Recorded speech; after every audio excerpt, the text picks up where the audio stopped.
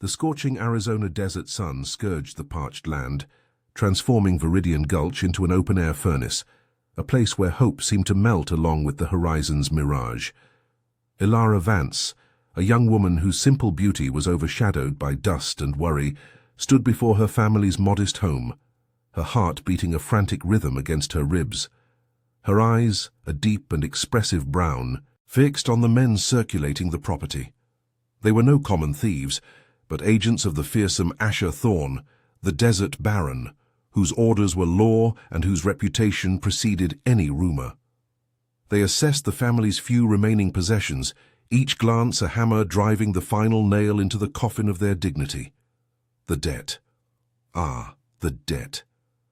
An unbearable burden, a generational weight that stretched like a malignant shadow over her family, threatening to destroy everything Ilara loved, everything she knew. Her mother, Elena, her face aged by worry, and her younger siblings, Marco and Sophia, oblivious to the imminent tragedy, represented her entire world. It was for them Ilara breathed, for them she fought, for them she refused to yield. Despair consumed her, a cold flame burning in her chest, yet it did not break her. Instead, it ignited a spark of defiance in her eyes, a wounded pride that refused to be crushed by injustice. The dust rising beneath the agent's feet was the same that covered the history of her people, a tale of arduous labor and meager rewards, always at the mercy of the powerful. She pressed her lips together, tasting the bitter flavor of powerlessness. The ranch, built with such sweat by her grandfather and great-grandfather, was on the verge of being seized. The adobe walls, once a safe haven, now seemed to crumble under the weight of a past she could not erase. Ilara felt every fiber of her being vibrate with the urgency of the situation. There was no more time, nowhere left to run. The only chance, however slim, to save her family from being cast into complete destitution was to plead, to make a personal appeal to Asher Thorn himself. The idea was as audacious as it was terrifying. His reputation was that of a merciless man with a calculating coldness that chilled the soul. They said his heart was made of iron, as unyielding as his fortune, yet they also said he was a man of his word, someone who honored his commitments, be they business or retribution. "I cannot let this happen," Ilara whispered to herself, her voice hoarse from dust and emotion. "I cannot. I will not." Her determined gaze swept across Viridian Gulch, the arid landscape that was her home, and then fixed on the distant horizon where the heat haze shimmered under the scorching sun, concealing the Obsidian Mesa estate, Asher's grand and isolated property. It was there she would have to go, a dangerous, uncertain, perhaps suicidal journey. But what was the alternative? To watch her family lose everything, to be driven from the only land they had ever known? No, that was not an option. Ilara's courage didn't stem from an absence of fear, but from the strength of her love. It was a fierce, almost savage love that propelled her to face the unknown, to defy the impossible. Ilara took a deep breath, absorbing the pain and rage, transforming them into unwavering resolve. Her mind, once clouded by panic, was now clear as oasis water. She knew what she had to do. She turned to her mother, Eleanor, who watched her with tear-filled eyes. No words were needed. Ilara's gaze already conveyed her decision, the silent promise that she would do whatever it took. Her mother, with the wisdom of experience and the resignation of one who had faced many losses, merely nodded, a gesture of acceptance and profound worry. With a final look at the home she was about to lose, Ilara began to prepare. There wasn't much to take. A simple backpack, a few provisions, the medallion her grandmother had given her, and a determination that weighed more than any physical burden. Each step she took towards the exit of Viridian Gulch was a step away from her old life, towards an uncertain future. The weight of the world seemed to rest on her shoulders, the responsibility of saving her family a colossal burden, but Ilara walked with a conviction that made her taller, stronger. There was no alternative. She was their last hope. Leaving behind the community that had seen her grow, where every stone, every grain of sand held memories of a simple childhood, Ilara set off into the unknown. The silhouette of her slender body diminished on the horizon, swallowed by the immensity of the desert, as she headed for an audience with the most powerful and untouchable man in Arizona. The encounter with Asher Thorne, the desert baron, hung in the air like a gathering storm, promising to change her destiny forever. What awaited her? Cruelty, rejection, or something far more complex and dangerous than she could ever imagine? The desert dust still clung to her simple clothes when Elara Vance first glimpsed the Obsidian Mesa estate. A vision that seemed to bloom from the sand like a mirage, but was terrifyingly real. It was a fortress of steel and glass, an oasis of technological luxury that defied the surrounding aridity, its modern lines tearing at the intense blue Arizona sky. With each step the car took towards the imposing gates, the contrast with her humble Viridian Gulch grew more brutal, almost unbearable. Elara Vance felt like an intruder, a particle of sand lost in an ocean of opulence, a fish out of water, barely knowing how to swim. The Obsidian Mesa estate was not just a house, it was a kingdom within a kingdom, a silent testament to the absolute power of Asher Thorne, the Desert Baron. Upon crossing the gigantic wrought-iron gates, she was greeted by a labyrinth of inner courtyards, bubbling fountains, and xeriscape gardens that seemed to have stolen the colors of a rainbow. The air, once hot and dry, was now perfumed with jasmine and spices, a luxury Elara Vance never imagined existed outside of dramatic series. Inside, the polished marble floors reflected the contemporary crystal chandeliers that hung from the ceiling, each a sparkling work of art. Persian tapestries covered the walls, and intricately carved furniture with gold accents adorned every hall. It was an ostentation that left her breathless, a world of privilege she could barely process. Her dusty shoes seemed a sacrilege on those soft, expensive carpets. A woman with a serious demeanor and discreet attire, whom Elara Vance would later discover to be Ms. Evelyn Reed, the head of the domestic staff, led her to a waiting room that, by Elara Vance's standards, was already a palace in itself. There, she waited. Hours dragged on, each minute a century of anxiety. The silence was so dense Elara Vance could almost hear it, broken only by the distant tick-tock of an antique clock and the frantic beat of her own heart. She mentally rehearsed the words she would speak, the pleas she would make, the dignity she would try to maintain even if inside she was crumbling into panic. Her family's life in Viridian Gulch depended on that meeting, on that man she didn't even know, but who wielded the power of a deity. Finally the door opened.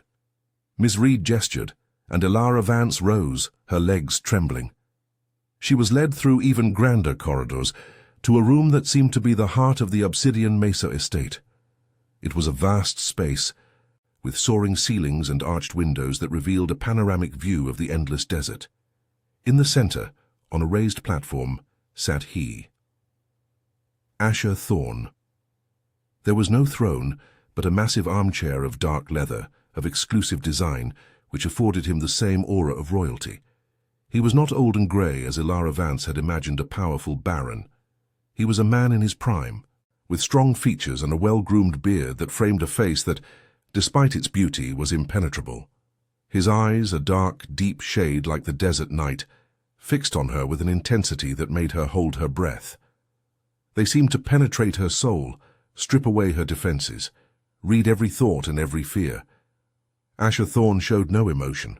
His expression was a perfect mask of power and disinterest. The silence in the room was oppressive, charged by the aura of a man who commanded and controlled, who held the world in the palm of his hand. Elara Vance felt a shiver run down her spine, a mix of dread and a strange, almost imperceptible attraction to the magnetism of that gaze. Despite the fear that paralyzed her, Elara Vance knew she could not falter. She took a deep breath, remembering her father, her mother, the hungry eyes of her siblings. With a voice she didn't know she possessed, firm and clear, she began to speak. "Mr. Thorne," she began, her voice echoing slightly in the vast hall. "I am Elara Vance from Viridian Gulch. My family? We are in a desperate situation." She laid out the history of the debt, not as a plea for charity, but as an appeal to justice and ethics, knowing that corporate laws valued reputation and regional stability. She recounted the drought, the lost harvests, the illness that had plagued the community, the unsuccessful attempts to pay what they owed, the threat of losing everything. "It's not for lack of effort, Mr. Thorne. It's because of fate's cruelty. We implore your clemency, your understanding. I ask you to look at our situation not with the eyes of a creditor, but with the heart of a leader who cares for the community that sustains your company." Asher Thorne observed her with the same unwavering intensity. Not a muscle in his face moved. His eyes, however, seemed to burn, analyzing every word, every gesture, every almost imperceptible tremor in her posture. He was an enigma, a sphinx of flesh and blood, and Ilara Vance could not decipher if there was compassion, anger, or merely boredom behind that facade. The time stretched, becoming an eternity of tension. Ilara Vance felt cold sweat trickle down her back, her throat dry. Finally he spoke. His voice was deep, resonant, with an authority that didn't need to be imposed, only heard. "Your family's debt," he said, and each word seemed heavy with unquestionable power, "will be forgiven." An overwhelming relief flooded Ilara Vance, making her feel as if the weight of the world had been lifted from her shoulders. A wave of gratitude washed over her, and she nearly fell to her knees, her eyes filled with tears of relief. "Oh, Mr. Thorne, I don't know how to thank you. God bless you." But before she could finish, Asher Thorne raised a hand, a subtle gesture that silenced her instantly. The smile of relief on Ilara Vance's face froze. "However," he continued, and the word hung in the air like a veiled threat, "every debt has its price, and this one has a condition." He leaned forward slightly, and his eyes fixed on hers with a possessiveness that made her tremble. "In exchange for the full discharge of your family's debt, Ilara Vance, you now belong to me. You will serve exclusively in my estate. Your life from today is under my authority." Those words hit her like a lightning bolt, a chilling shock that stole her breath. The ground seemed to vanish beneath her feet. Belong to him? Serve exclusively? What did that truly mean? Ilara's mind reeled in a dizzying vortex of disbelief and fury, the silent screams of her soul echoing in the vast silence of Asher Thorne's office. She tried at first to gather the words, any argument that could untie the knot Asher had just tightened around her destiny. Her hands trembled, and a heat rose in her throat. The urge to defy that man, to rail against the injustice of his declaration, was almost uncontrollable. "I am not a possession, Mr. Thorne. I am not an object to be traded or given away," she wanted to yell, but the words caught, suffocated by an invisible force that emanated from him, an authority as absolute as gravity itself. Asher remained unyielding, his dark eyes fixed on her, as if he knew exactly the maelstrom forming within her. The cold letter of corporate law, an ancestral web of customs and unwavering reputation, was relentless. A contract, once sealed, even if unilaterally interpreted, was unbreakable. She felt the weight of tradition crushing her, the raw reality that for him, her family's debt had been settled, and in return, she had become part of his estate. It was like a blow to the stomach, one of those that leave you breathless, groundless, with nothing to hold on to. Resignation, heavy and bitter as gall, began to settle in, mixing with a silent rage that burned in her chest. Fear of the unknown, yes, but also a fury against her helplessness, against the arrogance of that man who had decided her fate, as if she were a mere item in an inventory. "What kind of absurdity is this?" she thought, her head throbbing. "This is straight out of a drama series. It doesn't really happen." But there it was, palpable, undeniable. Ilara was escorted out of the office, not by Commander Stone, but by a different guard, silent and imposing. She walked through sumptuous corridors, whose walls, adorned with elaborate mosaics and rich tapestries, seemed to mock her very condition. The Obsidian Mesa estate, grandiose and isolated in its private oasis, was a labyrinth of luxury that, to Ilara, now felt more like a golden prison. Each step echoed the loss of her freedom, the painful separation from her beloved Viridian Gulch, from her family, from everything she knew and cherished. Her quarters were larger than her entire house back in Viridian Gulch, flowing silks, soft cushions, a rich Persian rug that seemed to swallow her feet. An enormous canopy bed, straight out of a movie scene, beckoned with its lavishness. But the gleam of gold and the softness of the fabrics could not mask the suffocating sense of confinement. It was a captivity of beauty, where opulence served only to highlight the emptiness in her soul. It was there that Ms. Evelyn Reed received her. The head of the domestic staff, a woman with a gentle demeanor and a soft voice, but with keen eyes that seemed to pierce one's very soul. Ms. Reed possessed the wisdom of one who had seen everything, and a calmness that was almost a balm. "Welcome, Ilara," Ms. Reed said with a polished British accent, yet with genuine warmth. "I am Ms. Reed, the head of staff. I will be your guide and, should you need one, your friend in this new home." Ilara had expected a rigid, perhaps even cruel figure, but Ms. Reed's contained sweetness caught her by surprise. Ms. Reed explained the house rules, Asher Thorne's expectations. Ilara would not be a common servant, but rather a kind of personal assistant, with specific tasks that required trust and discretion. She would not be subjected to degrading or humiliating labor, which slightly eased the tension in her shoulders. Her primary duty would be to care for Asher's library and personal archive, a vast collection of ancient books and rare manuscripts, a true treasure of knowledge and history. "Mr. Thorne greatly values his books and documents," Ms. Reed explained, "and entrusts the care of this sanctuary to very few." Ilara, with her passion for stories and her appreciation for knowledge, felt a flicker of surprise. She had expected manual servitude, perhaps a life of seclusion and boredom, but not the custodianship of such a precious collection. This task revealed an intellectual and curious side of Asher that she had not anticipated, a stark contrast to the image of the desert baron she had constructed. Who would have thought? Ilara mused internally, as Ms. Reed led her to see the library, an immense hall with floor-to-ceiling shelves, laden with leather-bound volumes and ancient parchments. It was a magical place that, for an instant, made her forget her imprisonment. During her first days, Ilara immersed herself in the library's routine, organizing books, cataloging manuscripts, dusting away centuries that seemed to permeate the very air. She observed Asher from afar, whenever he passed through the corridors or visited the library. He was a man of rigid habits, methodical in everything he did. His steps were firm, his posture erect, his gaze penetrating. He seemed to carry an invisible weight, a solitude that, despite all his power and wealth, enveloped him like a cloak.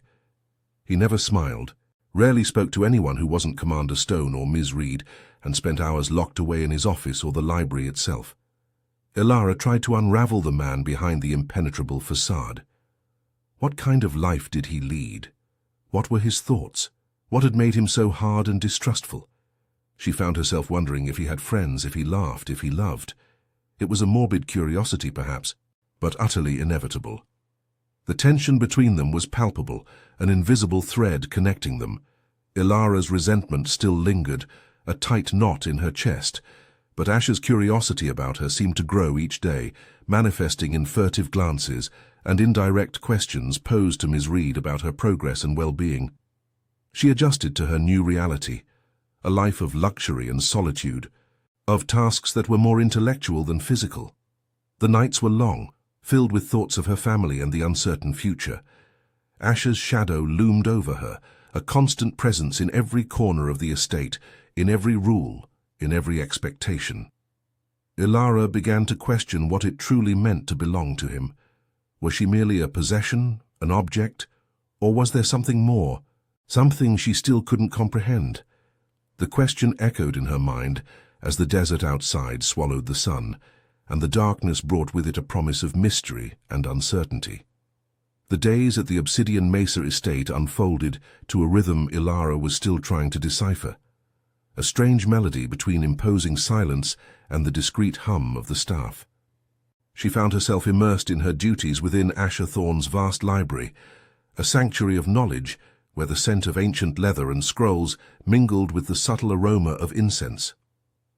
As she organized dusty volumes and dusted shelves that seemed to stretch into infinity, Ilara occasionally encountered Asher. He wasn't always on his throne of power, but rather lost among the books, his posture relaxed, yet his mind visibly elsewhere. She observed him sidelong, a mix of caution and curiosity. He wasn't the ruthless desert baron she knew from the rumors of Viridian Gulch, nor the cold man who had sealed her fate. There, Amidst the tomes of history and philosophy, Asher seemed a scholar, a thinker. His eyes, which once seemed like obsidian stones, now held a distant gleam. As if unraveling hidden mysteries within the pages, Ilara perceived the intensity of his concentration, the way his fingers traced the ancient letters, and a new layer of the Baron's personality began to reveal itself. He wasn't just power and money. There was a brilliant mind and a hidden passion for knowledge that deeply intrigued her. It was like seeing a B-side to that hit everyone knew, something deeper and more unexpected. One afternoon, while trying to reach a book on the highest shelf, Ilara lost her balance, and a stack of smaller volumes tumbled down. In the midst of the chaos, a strange object rolled to her feet. It was a journal, with a worn leather cover and a rusty metal clasp. Her heart leaped. The yellowed paper and ancient scent proclaimed it was something very personal, very old. Without thinking, Ilara snatched it up and quickly hid it beneath her simple tunic, glancing around to ensure no one had seen her. The Obsidian Mesa estate was a place of eyes and ears, and she knew her every move was watched. That small discovery, a secret hidden between the pages, ignited a ravenous curiosity in her chest, an itch in her mind she couldn't ignore. Who was Asher Thorne before he became the Desert Baron? What secrets did he guard beyond the walls of his estate? Asher, in turn, also began to observe Ilara more closely. Not as a master observes his servant, but with an almost investigative intensity. He watched her move through the library, caring for the books with a reverence he hadn't anticipated, her eyes always curious, absorbing everything around her. Her resilience, the unwavering dignity with which she carried her new condition, her intelligence that shone even in her silence, all of it intrigued him. She was unlike the other women he knew, neither submissive nor frivolous. There was a flame, a fiber within her that he recognized and perhaps respected. He perceived that she wasn't one to back down easily. She possessed a grit, as they'd say here, a strength that challenged him. He decided to test her limits, not with cruelty, but with intellectual challenges. During their encounters in the library, which became more frequent, Asher began to propose readings to her, suggesting complex books on ancient history, politics, or philosophy. He questioned her about the texts, debated ideas, to gauge her reaction. Ilara, with her wounded pride and the lingering memory of the debt, yet also with her thirst for knowledge, met him head-on. At first with hesitation, then with growing confidence. She surprised Asher with her perceptiveness, her ability to make unexpected connections, her sharp intelligence that transcended the formal education she might have received in her gulch. It was like a mental chess game, where every move was calculated, and Ilara was not willing to be merely a pawn.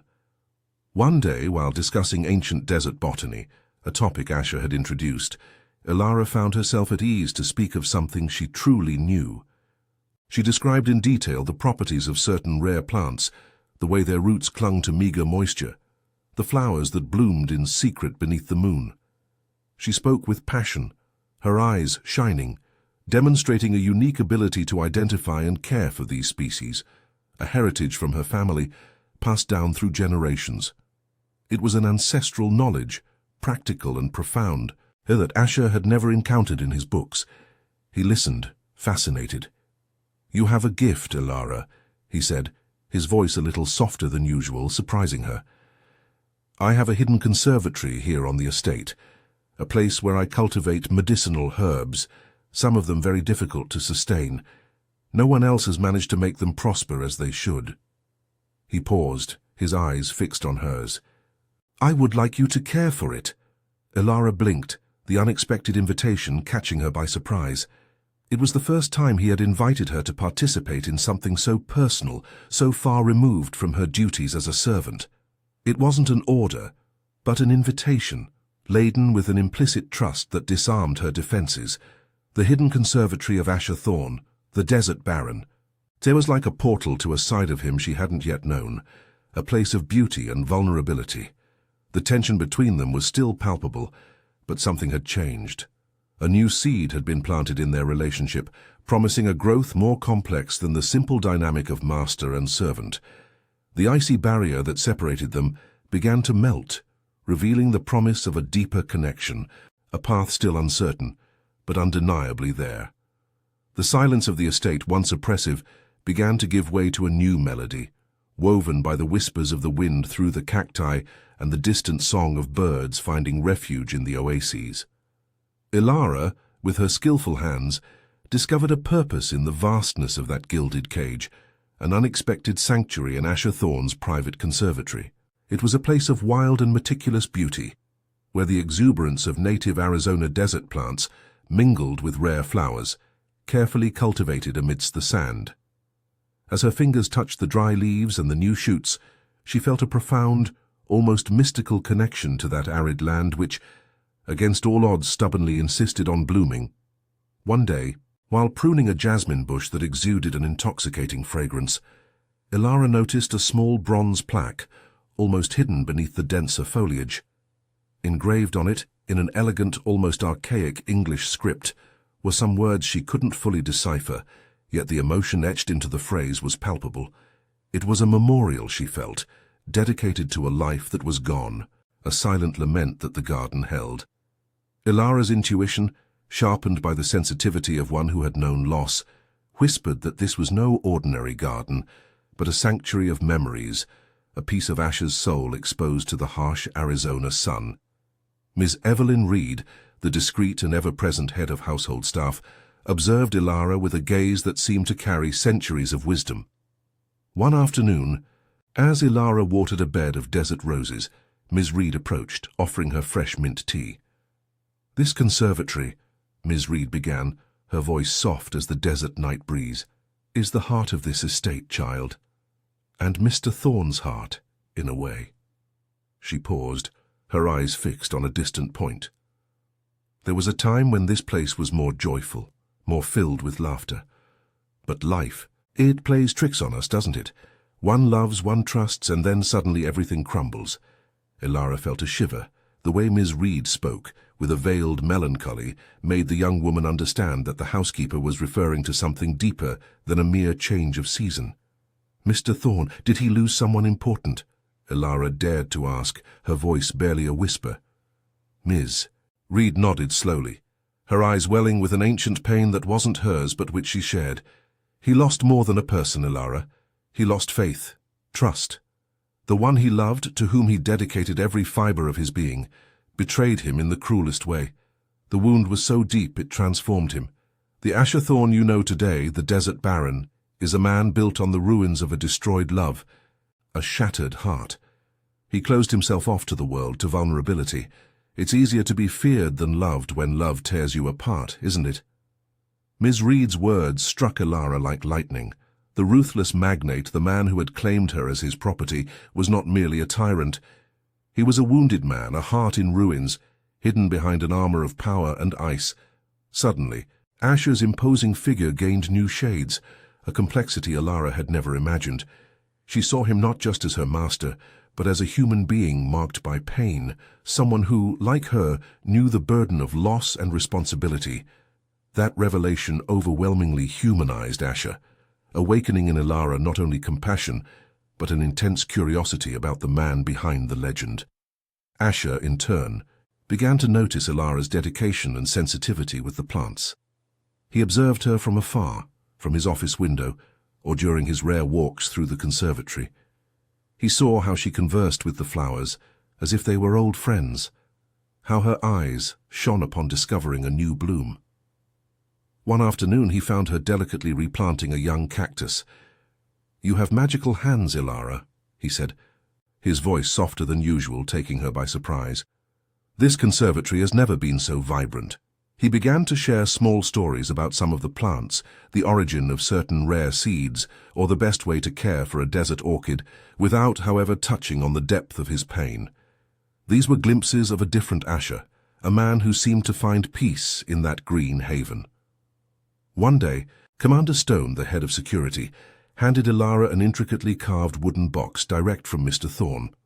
Inside she found an ancient book, with a leather cover and yellowed pages, about desert botany, with detailed illustrations and texts in English and a language that seemed to be Latin. It was a rare, valuable copy, and Asher's gesture to Ilara was more significant than any jewel. It was a recognition of her intelligence, her passion, her worth. It was not a gift from a master to a servant, but from one soul to another. The tension between them, previously a mixture of fear and respect, began to transform into a subtle attraction, a mutual recognition of intellect, strength, and perhaps of lonely souls finding each other. Ilara, feeling more at ease, began to share a little of her world with Asher. She spoke of the traditions of Viridian Gulch, the stories told by the elderly folk under the moonlight, the harvest songs, the simple rituals that gave meaning to her people's lives. She described her people's resilience, how they found joy in small things, the strength that came from community. Her words painted a vivid picture of a community that, despite its poverty, was rich in culture and spirit.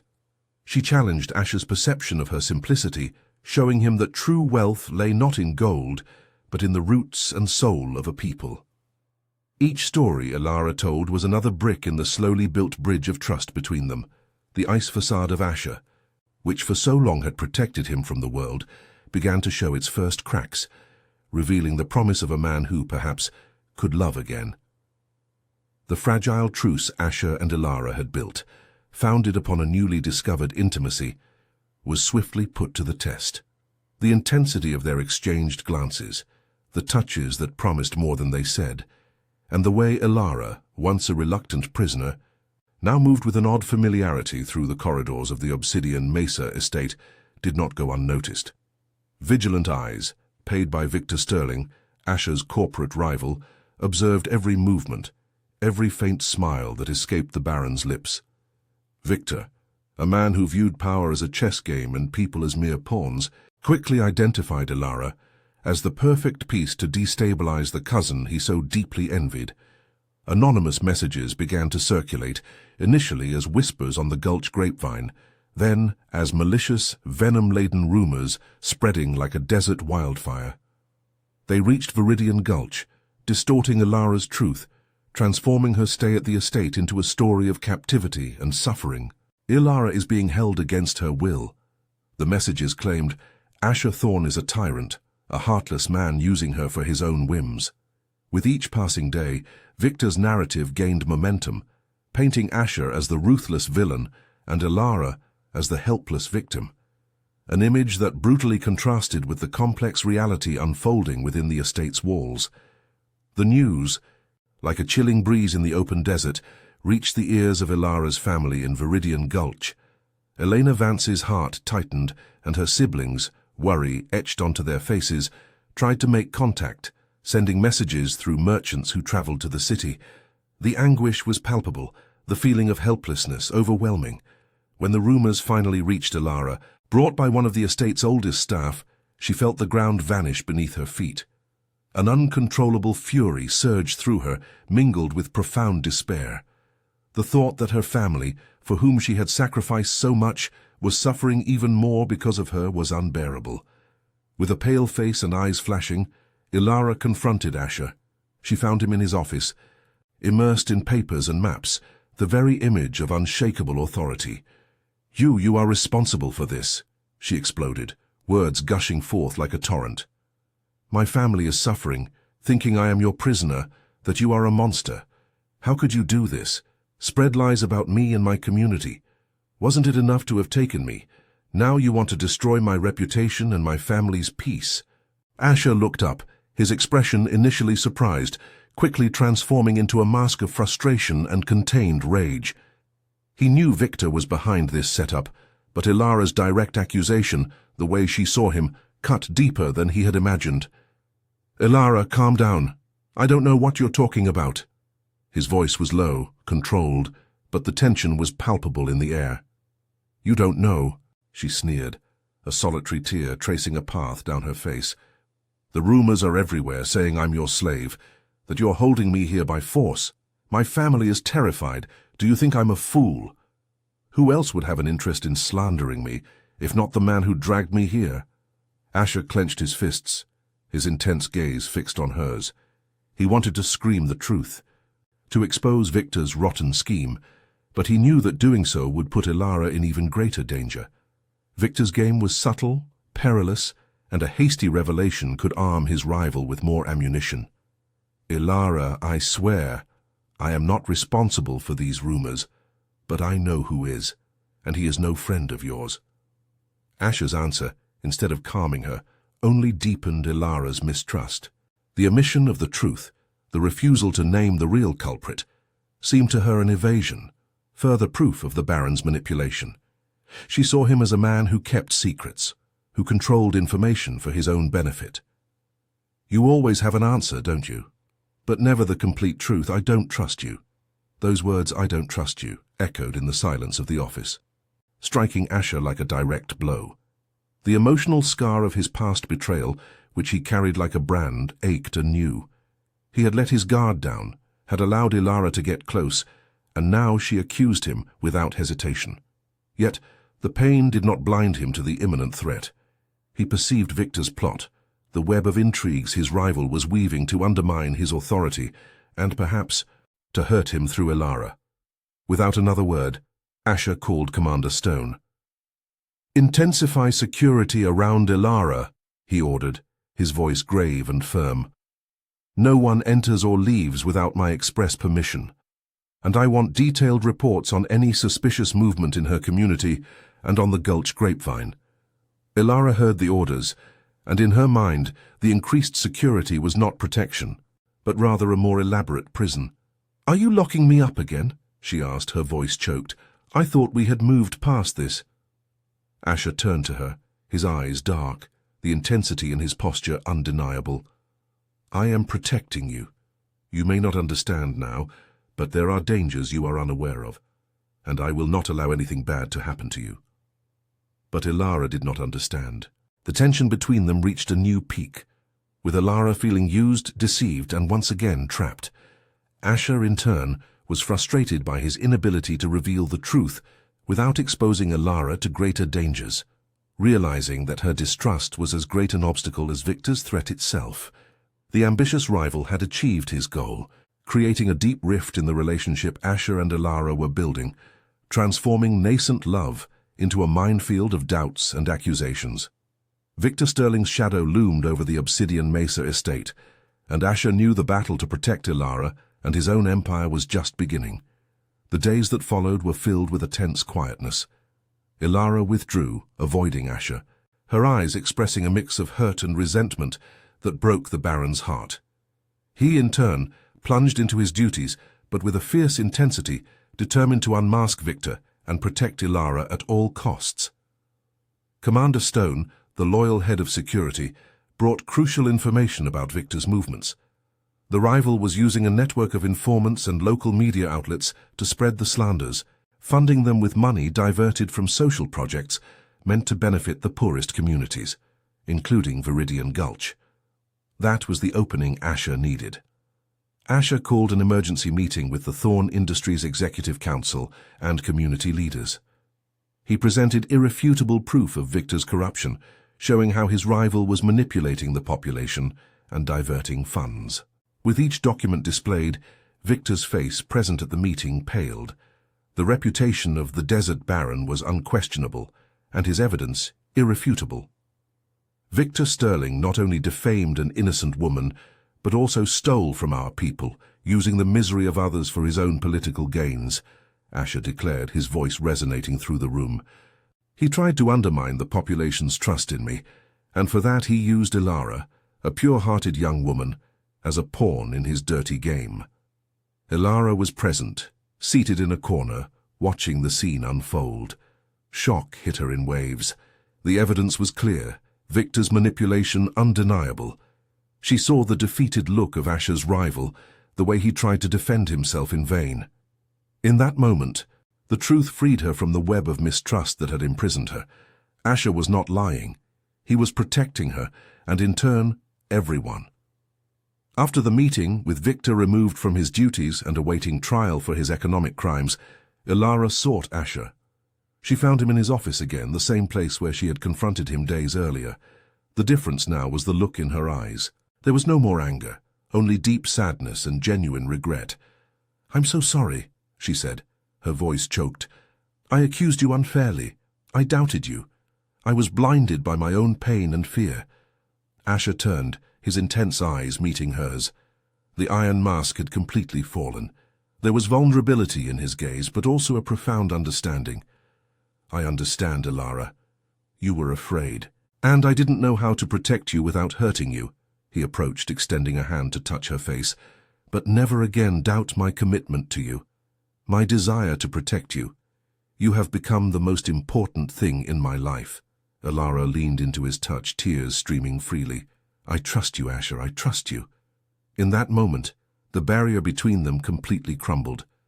The Baron, once the ruthless desert Baron, revealed himself as a man capable of loving with an overwhelming intensity, and Elara, the young woman from the community, found in him not a captor, but a protector, a life partner.